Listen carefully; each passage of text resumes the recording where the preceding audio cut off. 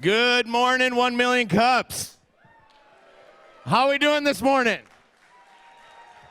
I said, how are we doing this morning? Welcome to 1 million cups, a community event that supports entrepreneurs all over 200 plus communities, but we are here today in Fargo. All right, for those of you who don't not know, my name is Zool. I'm a school counselor at West Fargo High School, also the guy that dances on the dugout at Red Hawks games, if you've ever been there. Aha! Now all of you are going, I recognize that guy from somewhere. But what we're going to do is we're just going to get this, we're going to warm up, we're going to get moving a little bit. I know you're drinking some Java, some coffee, getting caffeinated, that's good, but I need everybody to stand right now. Everybody stand on up, stand on up. And we are going to do right now, there is a dance right now that is Swiffer in the nation, sweeping the nation. So what I need everybody to do, you're going to put your right hand in the air just like so. Put your coffee cup in the other one, that's fine. We might do a switch, all right? And DJ, can I get some music here? All right. Yeah, everybody just start bouncing. That's good, Sue. Watch your hip, though, all right? All right. But I know a doctor. All right, right hand in the air. What we're going to do is called the light bulb dance. Here we go. Hips to the fingertips right now. Yes, and then look at your neighbor and go, wow, I didn't imagine doing this morning. Wow, we got Representative Roar Jones up there. Wow. Bring this to Bismarck. All right. Hey, left hand in the air. Switch it up. Yeah, feel the burn, people. Feel the burn. Here we go. Hey, we're going to go extravagant. We're going to go double bulber. And turn your neighbor and go, woo, woo. And spin around.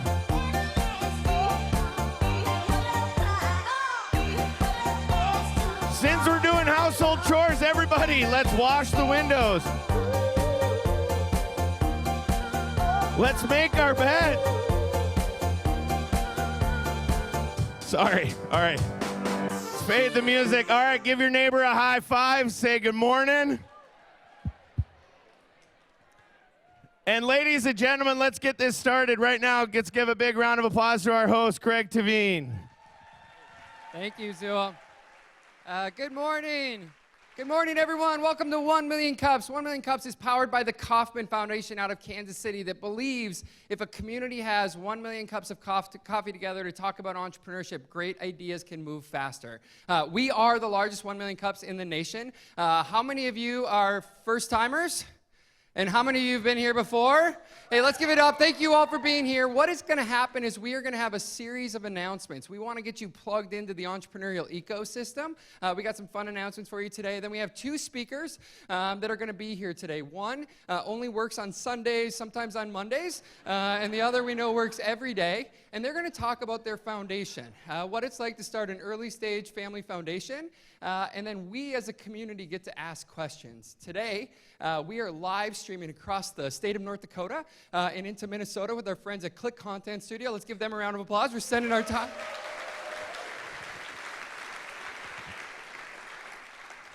And I just want to say a big thank you to all of you for your patience. This is the largest 1 million cups we've had in our history. So thank you for your patience as we bring folks in. I want to celebrate our leadership team that made this happen. I want to celebrate Darby, Danny, and Andrew. Let's give them a round of applause for pulling this off.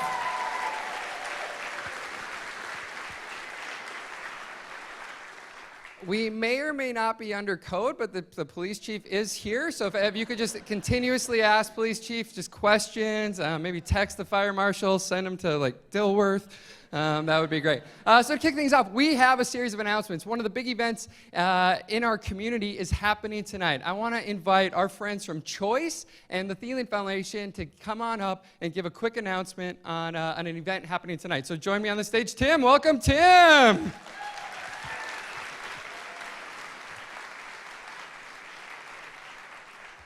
Hey, don't run off. Real quick, one more round of applause for Greg and the Emerging Prairie team for definitely putting this together. Thank you. Real quick, Choice Bank is people first, and especially in a technology world where technology is convenience, people is the focus, and putting a room together of people that think about what we're all doing together is an amazing thing. So thank you for being here, and thank you for making this possible. We have, Amy, you want to come up?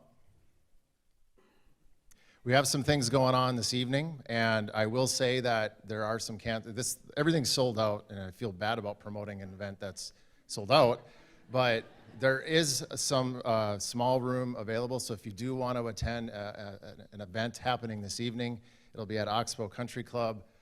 There's a few spots, but it's a gala to put on. All proceeds go to the Thielen Foundation, and we're excited about that. And I'm going to introduce Amy, who is the administrator, the go-to person at the foundation, the Thielen Foundation. So introduce you to Amy. Thank you. Thank you. My name is Amy Sinclair. Thielen Foundation started back in September, so we're still an infant. Doesn't feel like it most days, but we just want to make a great impact in the communities of Minnesota and the Dakotas. So Adam and Caitlin, and you'll hear in a moment, have a great passion for youth. So we're going to do that in a variety of ways.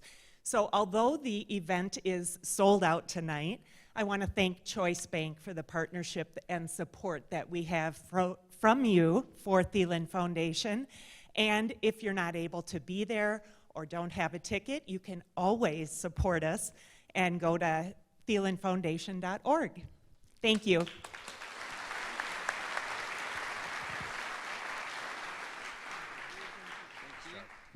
All right, we have our friends from the Minnesota Indigenous Business Alliance. Is Chelsea here? Come on up stage. Let's give her a round of applause as she makes an announcement.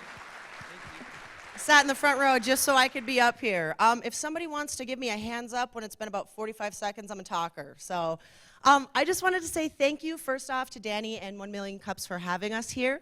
My name is Chelsea Snyder and I work with the Minnesota Indigenous Business Alliance. This Saturday we're having the Trading at the Red River Indigenous Marketplace that will be happening at the Fargo Civic Center from 1 to 7 p.m. And what it is, it's an all-native vendor event showcasing what Indigenous business actually looks like. We're really excited to have you here. You can see some of our artists. We have a master barber. We have one of our first Native Artists Cooperative in North Dakota, Native Artists United. We have Amarok Tattoos, a locally owned and female-owned, have to throw that out there, tattoo tattoo shop. We also have a master weaver from Bemidji coming. So on top of that, we're going to have insurance agents, we have a masseuse, and we have a lot of young entrepreneurs who will be selling snacks and beverages. So if you get the opportunity to come on down, support your community, there's family fun events, bounce houses, face painting. So please join us, free for all, open to all, and everyone is welcome. So thank you for having us, and go Vikings. Hey, thank you, Chelsea. Thank you for your leadership. Up next, our friends from TEDx Fargo, Dr. Sue Matheson and Emma. Let's welcome them to the stage.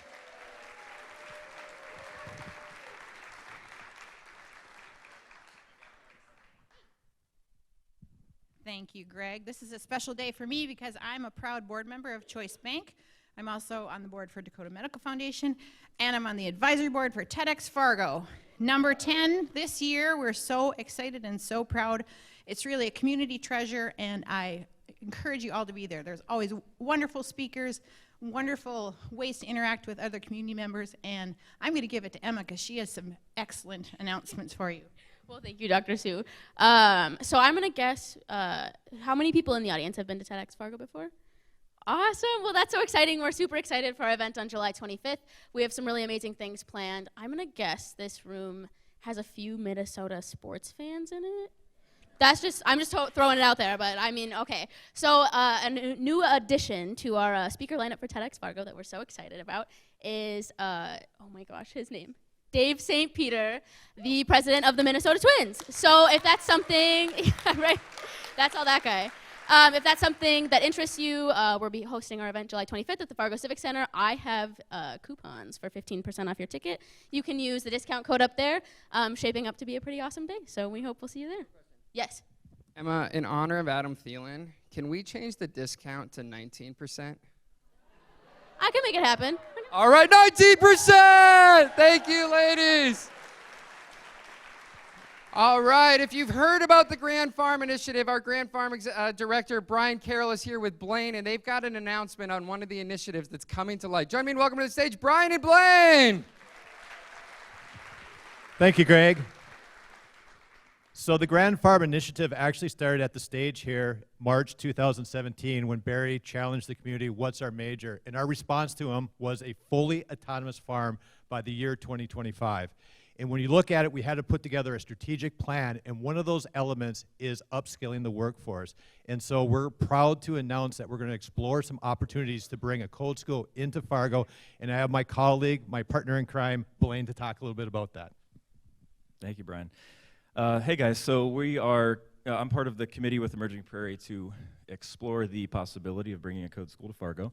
This is an idea that's been tossed around in the past, but we've been working on a model that is looking promising. So what is a code school? So essentially this is an intensive program. The model that we're looking at is 5 months long, where students come from a variety of backgrounds and study what is essentially leading edge technology. So you spend 60 to 80 hours a week for 5 months, and then you come out of this program with the requirements needed to be an entry-level developer. So the model that we're working on is based out of Prime Digital Academy in Minneapolis. They've been doing this successfully for 5 years. They have a vast alumni network, and their curriculum is actually based on Minneapolis, the Minneapolis tech industry. So by the time you come through their curriculum, which changes, every single class, you are prepared to enter the tech industry. So what we're looking at is 3 cohorts a year for the model here in Fargo, about 40 students per year, essentially. And that's hopefully going to take steps towards upscaling the workforce here and start closing in on some of these hundreds of open software developer positions. So thank you. And just during the week of TEDx on June 25th, we're going to bring in Prime, and we're going to host a whole bunch of different activities. So if you're an HR, if you're a hiring manager, if you're someone that's involved in technology, reach out to me, Brian Carroll, or Blaine, and we can get you hooked up. Thank you. All right. Thank you, guys. We believe entrepreneurs drive our economy, but artists drive our culture. One of the things we love to practice here at 1 Million Cups is random act of art. Join me in welcoming to the stage our random act of art, some of the most talented young people in our community from the Trollwood. Let's welcome the cast of Freaky Friday!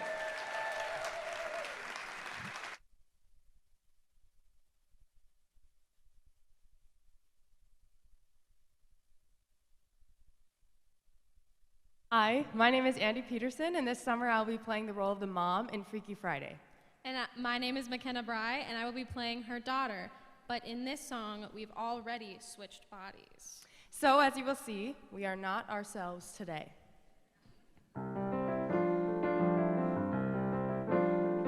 I was ready to be grown up, just waiting for the day. But now I'm freaking. Does mom feel this way? See, they think that I have answers. They look to me to guide. They see this old woman, but there's a little girl inside. I'm not myself today. I'm in a funny way. I'm not the thing they think they see. Mommy, she's not me. They want a woman I can't be, and words that I can't say. I'm not the woman I thought I was. I'm not myself today. I had no idea a woman could feel so damn dismissed. They smile and call me sweetheart. Does Ellie feel like this? See, if only they would listen, I could get the search on track. But when they hear me talking, they just think I'm talking back. I'm not myself tonight, and more than me's not right. 'Cause Fletcher's lost and so am I. It's not that often, by the by, I wish I were a 6-foot guy, but I want to win this fight.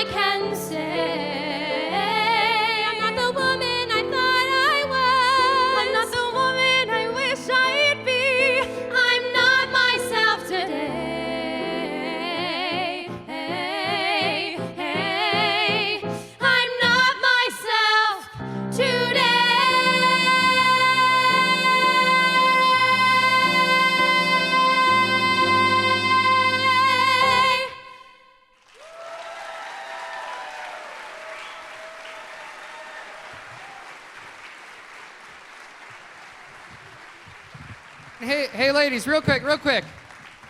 Which high schools do you go to? I go to Davies High School. And I think I know where you went. So where'd you go? I went to West Fargo High School. Premium High School. Thank you, ladies. This is going to be a fantastic show this summer. Check out those dates. There are incredible arts performances happening all over our community this summer. Let's make sure to support the arts. So, as a community, how this is going to work is we're going to have a speaker come up. He's going to give an overview of his early stage foundation. And then after 6 to 8 minutes, we as a community get to ask questions for he and his co-founder. And so you can do that through you raising your hand. You can tweet in with the hashtag 1MCFAR. We are looking for ways to expand and explore the potential of this foundation. So it's my honor to introduce to you today Detroit Lakes native, a graduate of Mankato State, a person that plays for the Minnesota Vikings, but he's the co-founder of the Thielen Family Foundation. He's a brand new dad. Welcome to the stage, Adam Thielen!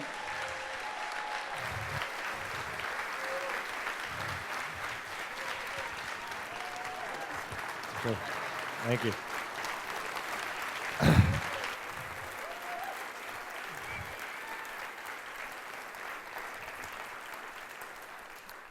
I don't know if you guys want to stand yet. You haven't heard me talk yet, so.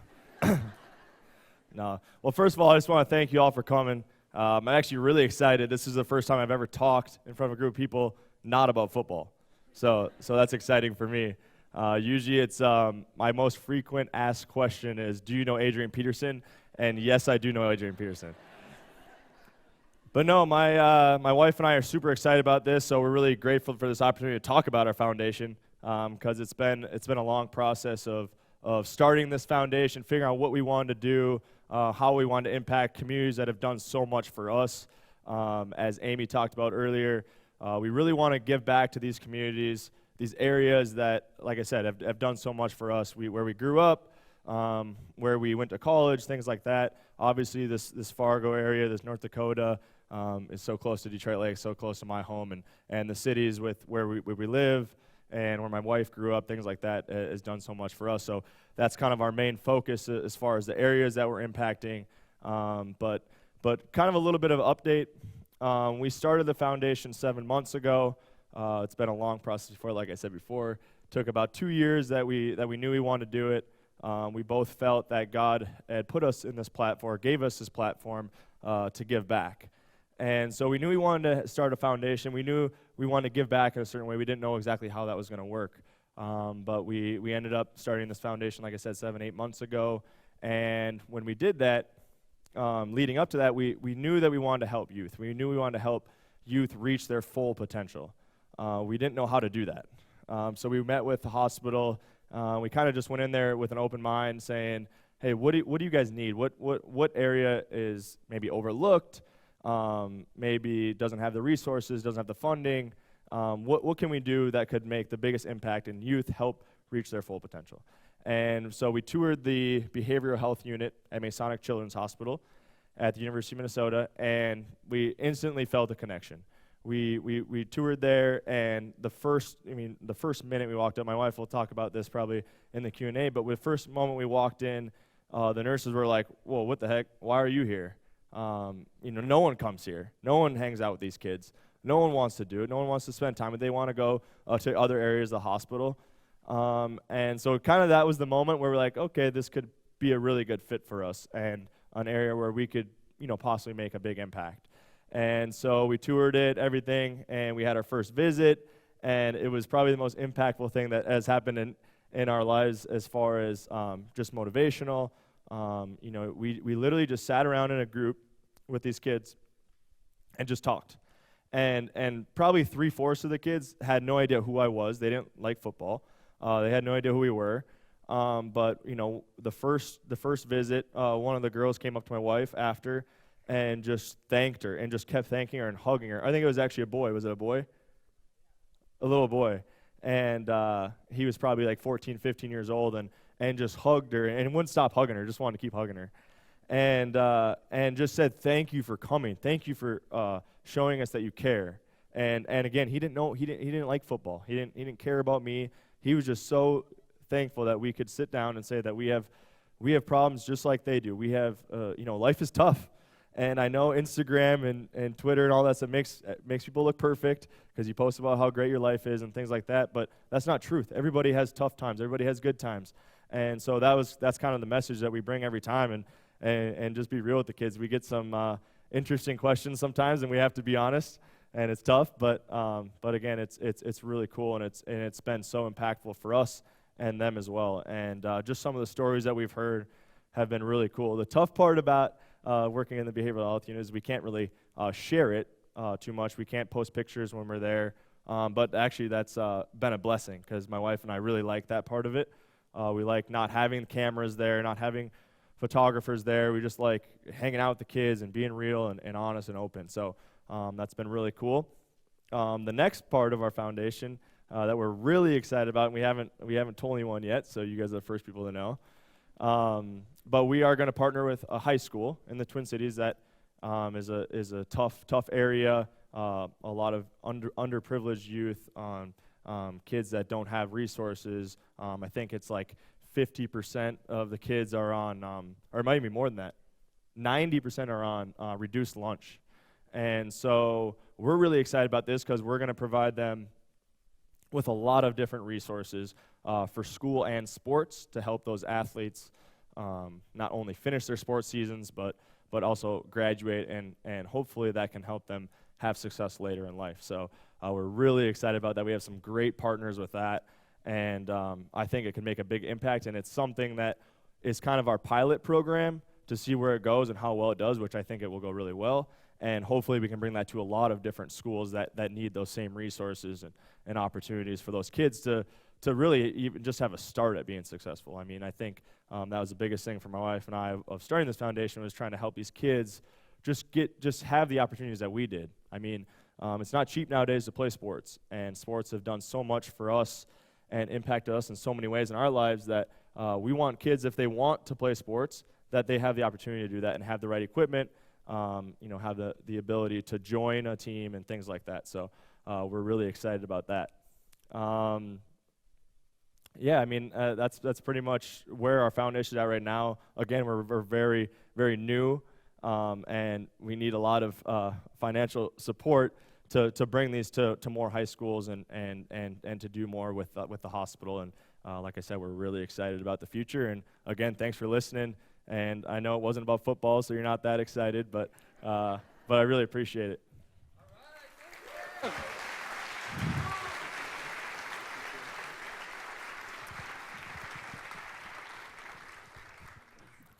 All right, so now we're getting to the Q&A portion of the process. I want to introduce the co-founder of the Thielen Foundation, Caitlin. Caitlin is from Woodbury. She attended Iowa State University, played soccer there, and also finished up at Mankato State. And she's the co-founder of the Thielen Foundation. Let's give her a round of applause. Let's welcome her. And I don't see him, but I think the third board member of the Thielen Foundation, your 5-month-old son, Asher, is in the building. So if he comes out, he's got a few comments that he'd like to make. So how this is going to work is if you have questions, we've got some mic runners. You can track down Bridget or Jordan. So just raise your hand. They'll come to you. You can also tweet in your questions with the hashtag 1MCFAR. We'd ask in your questions that you would just go directly to your questions. Let's skip kind of your name or maybe where you work. Let's just go right to the questions so we can get as many questions in from the crowd. So to kick things off, Adam and Caitlin, just maybe a first softball. Tell us about how it's been going as a husband and wife leading a foundation. Go ahead. Gosh. It's been awesome. I mean, like Adam said, we've dreamed about this for a long time. I think his first year in the NFL, we were like, this is why he made the NFL, so we could give back in some sort of way. We didn't know if it was a foundation or just doing different things with different company or businesses or whatnot. But when this came up, the Thielen Foundation, we knew we had to start it and run with it. And it's been a great team effort for both of us, as well as Amy, Luke, everyone who's been a part, our board members, everyone, Choice Bank, everyone who's helped and whatnot. But it's been awesome, and we're excited to continue to expand it and grow it. And then, Adam, for you, focus and priorities, right? So your career is obviously elevated. You've set records in the NFL. You've drawn fans from around the world. You're active in a gym, I believe. You're pursuing entrepreneurial ventures there. You've got the foundation. Give us some insight into prioritization. How do you think about prioritizing your main focus of your professional football career, but also the side hustles and the extra opportunities? How do you think about focus? Yeah, it's actually really difficult, and actually we've had some conversations this offseason about it. When you're in this business and you have a little bit of success, everybody comes calling, and there's opportunities everywhere. And it's hard to say no to a lot of them. But we talked about this offseason that we wanted to really prioritize and have a couple things. And we want to make sure that we're not spreading ourselves too thin, especially now with the foundation. And like you said, we own a sports performance gym called ETS, and we're trying to grow that business as well. So, really just having maybe 3-4 things that we're going to focus on, and it makes it easy to say no to the rest of everything because we know that that's our focus, obviously, with our family, with our 2 boys. That takes up a lot of our time. We're not getting a whole lot of sleep right now. We were up all night last night, so. But no, it's just making sure that we're focusing on that, and then with our business ventures, and then obviously the foundation. We're just so excited about that. Caitlin and I, we had a board meeting maybe 3 months ago, and we both came out of it just so excited because of the future, kind of what I talked about, and so it's fun to be able to be part of something like that, and to really help grow it. Excellent. Let's go to the crowd. If you've got a question, just raise your hand, and then feel free to tweet in with the hashtag 1MCFAR. All right, let's go over here. Thank you very much. Do you see your high school program in the cities as being a model then for expansion to other schools in other communities? It sounds like a wonderful effort and in dire need. So do you see that as being a model for us to grow that kind of an effort? No, high school program. No, yeah, for sure. That's great. That's exactly what we're trying to do. We're hopefully going to do it right away, and to really make a big impact. So not only can we bring it to other areas and kind of already have a plan of attack, but also get these schools on board and excited about it. There's actually some pushback with it with some of these high schools, which I thought was crazy. And I was a bit surprising for me is some of these schools that have little to zero resources are actually not wanting the help, and it was and we heard it was just too much work on their part, or so they thought. So like you said, this is kind of the model. Hopefully we can provide it without having to put work on them. There'll be a little bit of work on their behalf, but like I said, hopefully we can do it right the first time and show these other schools that, hey, we can really help you, and it's going to be huge for your kids. Let's go over here. Michael Olson with Michael J. Olson Communications. You said it's something you'd been dreaming about for a while. How far back does the dream go, and what was that first conversation like? Probably, like I said, his first year in the NFL, we knew that, we wanted to do something. We saw some of his older teammates, Chad Greenway and some of those guys who had their own foundations, and we were like, that'd be really cool to do that someday, to try and impact as many people as we could. We just didn't really know what that was. I know a lot of people look at Kyle Rudolph, his foundation, his brother had cancer, so that really impacted him, and people do it towards like what impacts them. I guess we didn't have that necessarily at the time. So that's why we kind of were sticking towards the youth, and we knew that we wanted to help the youth in some way. I was really touched by cancer kids, just because when I had my first son, Asher, and we'd walk into the hospital, I just couldn't imagine a newborn baby. I cry thinking about it because it's just so sad. But then, like Adam said, when we went to the hospital, we just knew that that's where it needed to start in the behavioral health unit, and it's been awesome. So let's go to Twitter. This question comes from Scott Meyer, who I think is illegally driving and watching the live stream.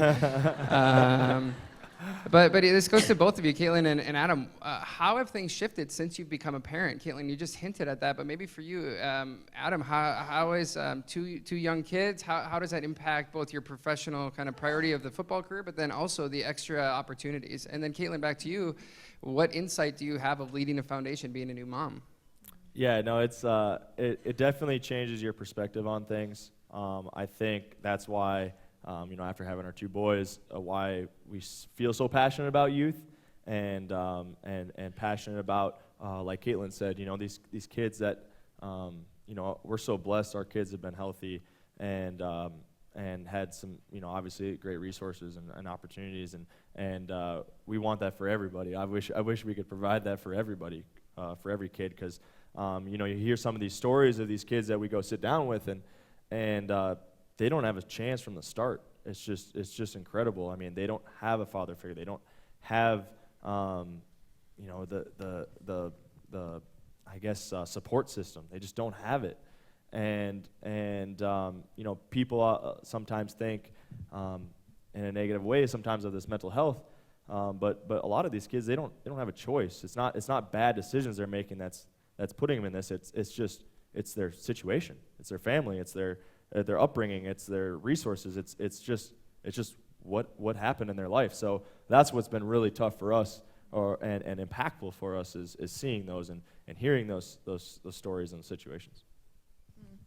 And also just with our foundation, I was going to say, as our kids get older, just to show them that giving back is so important and that they're very extremely lucky for what they have, and just trying to raise them to be generous and kind-hearted boys that, see us doing what we're doing and we can be those role models for them, not just by talking about it, but by showing them the way that we've been blessed to have this foundation.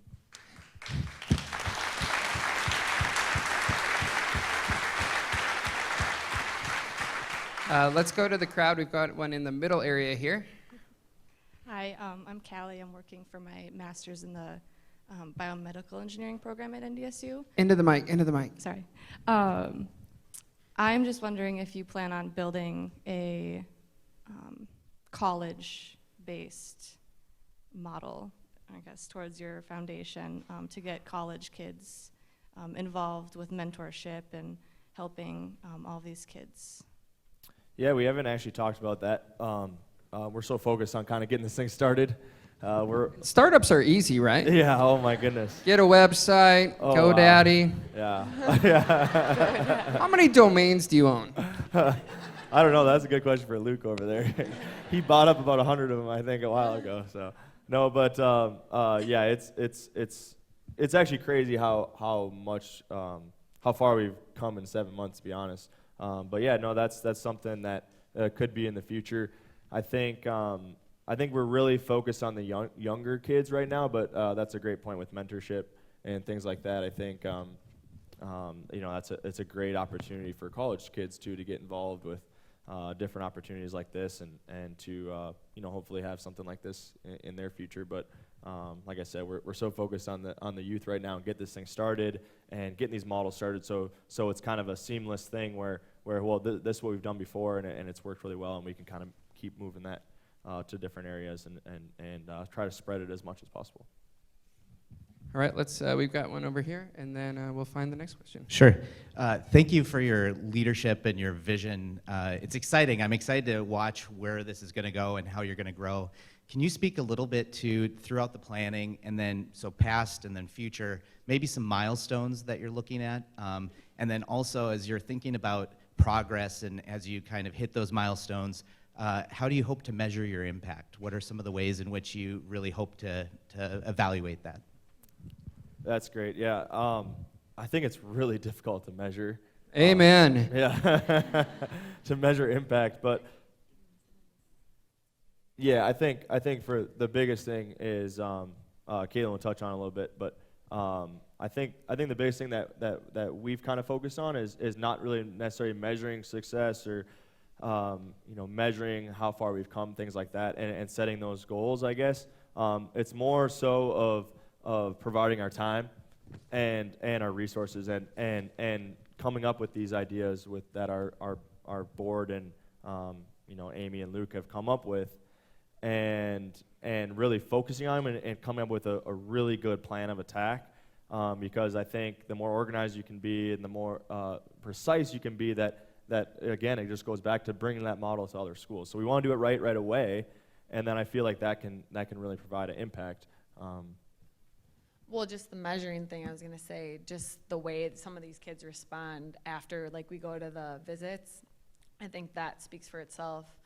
Just the way they come up to us and the nurses and the staff and how appreciative they are. And I've gotten a couple of messages off Instagram of some of these kids who have gotten out of the programs and just how much it meant to them and how they're working so hard right now. And like, just to like see that or see those messages is like, that's enough that they're at least, working really hard, and that it meant something to them that we were there, to give them some encouraging words of advice or to keep going, just keep pushing, you got this, whatever. But on top of that, I think that's probably the biggest message we want to bring today, is that it's not necessarily, obviously our financial help is great, but time. These kids, all they want is time. They just want, sometimes we think about too when we were first starting this, and you think about, okay, well, you're not going to make that big of an impact. It's only 10 kids, 15 kids, whatever here and there. But then you think, and it's not about the money. It's about just time. And again, they didn't care about who we were coming in there. They just were so shocked. And every time it's been a message that she's gotten, or they come up to us after, they're like, "I'm just so glad that you took the time out of your day to come hang out with us for an hour and just talk." don't get me wrong, some people are obsessed with him. Yeah. Like, we'll walk in the room and this girl was just sobbing last visit. She was like holding his jersey, like, and I was just like, don't get too excited. The scary part is usually, the scary part is usually it's the nurses, not the kids. Sometimes it's the nurses. I'm like, calm down. It's okay. But that's why, like, sometimes, like, a girl came up to me last time and she was just quiet the whole time, and like, she just came up and hugged me, and she's like, "You are so," like, she didn't care about him, which I was like, yes. But she just, she was like, some of your quotes that you post and just the way you seem like a great mom, and like, it made me cry. Like I said, every visit I cry somehow, but it like touched me so much, because she didn't care, like Adam said, who we are. Well, some people do, like I said, but she, like, it just touched me because, I'm not famous, whatever, but just to make an impact in someone's life like that was really cool. And actually, she just messaged me last week and said, "I'm almost done," which I don't always go through my messages, but I went through that one because her name is Grace. I don't know if I should share that, but no last name. And it's cool. We're from Fargo. And she just was like, "Thank you so much for the words of encouragement when you were here. I'm almost done with outpatient, and I'm working really hard." And it was just, I think that it's really cool. And Adam, just really sorry you have to go through that. All right, do we have more questions? We got one right here. Oh. Hi, I want to thank you for what you're doing, and especially in behavioral health and mental health. That is so crucial in young people. I am also curious, after working with people in poverty, if you have run up against, poverty cycles are so powerful. And if you have run up against those poverty cycles and how hard it is to break those in the work that you're seeking to do, especially with the high school with 90% free and reduced lunches, and how to address that, not just with resources, physical resources, but the resource that you had referred to earlier was time. And that's probably the most precious commodity that there is. So how is time factored into this? Perhaps an empowerment module or encouragement with such programs as Twin Cities Rise in the Twin Cities metro area? Yeah, I think, it's obviously a tough thing, and if somebody could figure it out, everybody be doing it, obviously, trying to end that cycle. But I think that's probably another reason why we're so interested in youth and giving back in the youth, is because I think that's the only way you can change that cycle, is by the kids understanding, by them graduating high school, figuring out what they want to do as a career. And hopefully that makes impact because, those are the leaders. You need leaders in those areas. And hopefully we can make an impact and provide leaders with these kids and show that they're friends that what the cool thing is to do, and that's to have a successful career and be a good role model and things like that. And so, again, it just goes back to time. Hopefully we can get into these high schools, and hopefully we can go talk to them just like we do with these in the behavioral health units, and just explain to them some of the struggles we've had and maybe some of the things that have helped us get through tough times and just how important some of these things are. Well, in the spirit of time, we know there's a lot of questions. There's been a lot of questions coming through Twitter with the hashtag 1MCFAR, so maybe if you're really bored and there's no opportunities to consider, you could just scroll through and answer. We've got around, I think the police chief is still here, so about 187 of us here today. And we are live streaming across the region. There's a lot of folks that want to see you succeed. We know that it starts with a great relationship with Choice, who's worked hard to bring you into our community, but I know some of your teachers are here, your coaches, your friends, and a lot of new friends. What can we do as a community to support you? How can we support the Thielen Foundation to reach its full potential, to impact kids, to provide opportunities for so many folks? How can we support both of you in this really, really important endeavor? Yeah, I think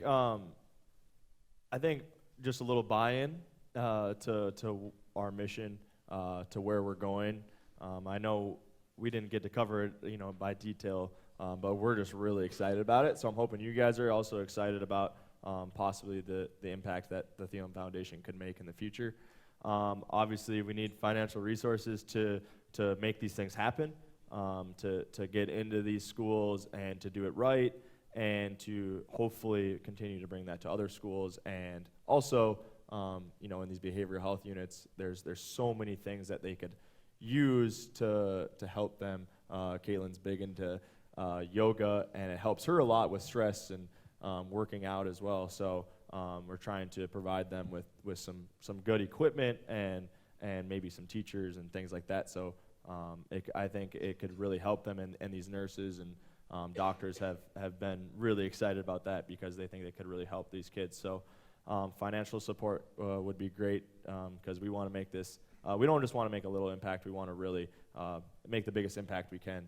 And also time. I mean, just it doesn't have to be with our foundation, but just getting out there and providing your time, hanging out with kids that are going through a tough time and just talking with them. I really don't think it matters to any of these kids. They just want to see people that care about them and want to just hang out with them and talk with them, because I guarantee everybody in this room is going through something or has gone through something or has some wise words that they could share that's helped them through tough times. So I just encourage you to get out there and just give your time, and it's so worth it. Sometimes it's tough. You have a busy life. We have obviously 2 little ones. Our lives are busy, but it's tough sometimes to get up and just go. But once we do, we're so happy we did. Caitlin? He's pretty much covered all of it, but yeah, just funds for some of the bigger things we want to do. Even with our next step with the high school here, there's a lot of things that this high school needs. They can't even play home football games at their field. They don't have lights for their stadium. They're broke or whatever. Just bigger things like that that we want to help out with. And like Adam said, yoga. Last visit was like a month ago.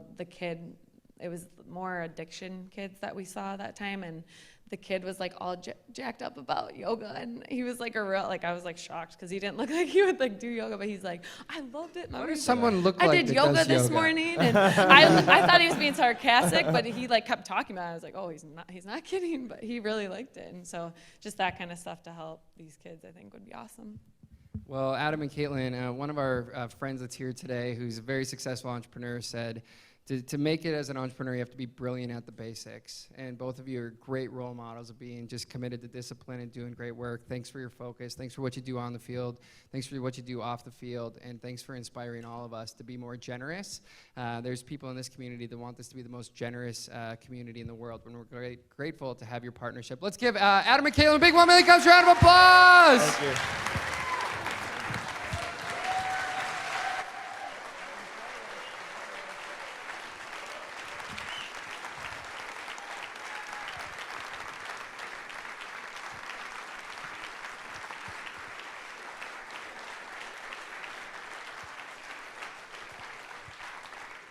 Normally, it's all the high school speakers that get standing ovations, so good to see some adults get some love.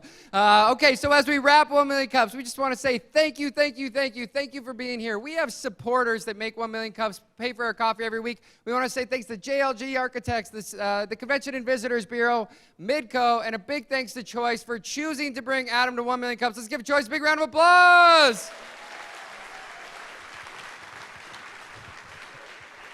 We want to give a special shout out to some community organizations that stepped up. The folks from Sandy's Donuts for sending us some donuts out of appreciation. The folks from Livewire that brought up lighting.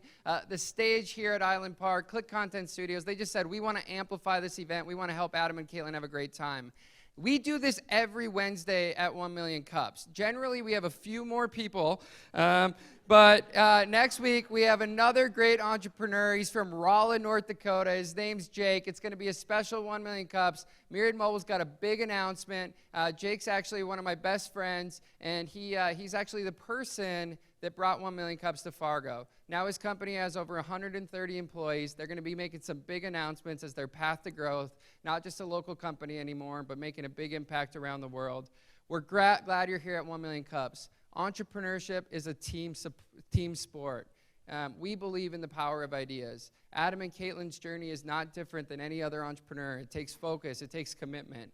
And so we're glad you're here. Let's make it a point to continue to support the risk takers, the artists, the creatives, the misfits, to make this place the greatest place in the world. Thanks for being here. We'll see y'all next Wednesday.